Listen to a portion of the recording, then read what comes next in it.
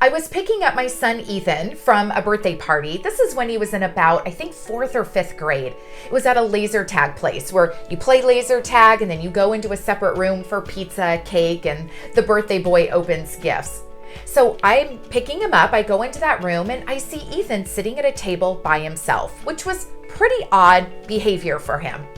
We got in the car, I asked him how the party was, and he goes on and on telling me how much fun he has, and he's telling me about the laser tag. And when he's done, I say, well, hey, I noticed you were sitting at a table by yourself. Tell me about that. And he says, well, Mom, I was sitting with the rest of the kids, but they started texting each other, so I got up and moved. Well, during this time in 4th or 5th grade, Ethan didn't have a cell phone, but a lot of his friends did. And it turns out at that party, possibly the novelty at this age of having a phone, they were sending text messages to each other. Ethan got frustrated, sat by himself. Of course, as a mom, I used this as a teaching point to both Ethan and Reese, who was probably about 2nd or 3rd grade, in the car with us. And I said, hey kids, listen, we need to have the basic skills of technology. But if we take 2 people in the future who have the same skill in technology, who is the one who's going to get ahead? Who's the one who's most likely to earn a scholarship, get into that college they want to, earn the job, earn the promotion, get what they want in life? It's going to be the person who has the greater communication skills. And guess what? All these years later, the data is in. In fact, it's one of the top emerging trends that we're seeing in the workplace today. It is about not only developing, yet elevating communication skills.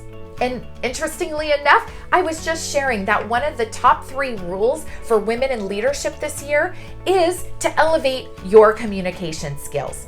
So you as a leader, I want to shift and broaden this a little bit more for you, because you know you've got to elevate your communication skills. It is what is going to make you an effective leader. However, we need to expand and broaden to offering the same kind of training for your employees. Your employees are in desperate need. And what we're finding is that organizations who actually invest in training communication skills with their employees, they are a more attractive company to hire top talent.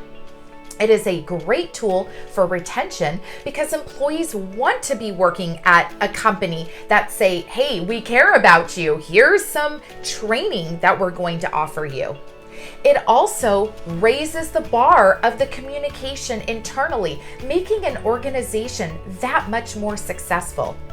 And when we bring elevated communication training to our frontline employees and we really enhance their skills, you are filling the leadership pipeline. You are finding your successors before they're even necessarily leadership ready. So this is a win across the board for the employee, for you as a leader, and for the organization overall. So where can you really dig in and offer communication training? I had a client of mine who shared that they recently hired a bunch of interns, so those that are pretty fresh out of college.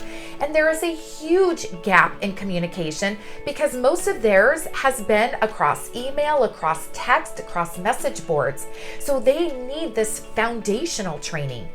We also have the older generation that is used to communicating in one fashion, very myopic in their thinking. So we need training for all generations. We need cross-training. How do we get people to communicate effectively with each other? So this is the challenge to you as a leader. Where, how, and not just bringing in online, quick, easy communication training. Are you taking this seriously? It is one of the top trends, and I'm going to tell you, it is not a trend in the true sense where it's going to go away. This is here to stay. So bring that elevated communication training in for you and for your team, and you're going to see everyone raise the bar. We're here to forge new paradigms for what it means for women and leadership in today's world. Until next time.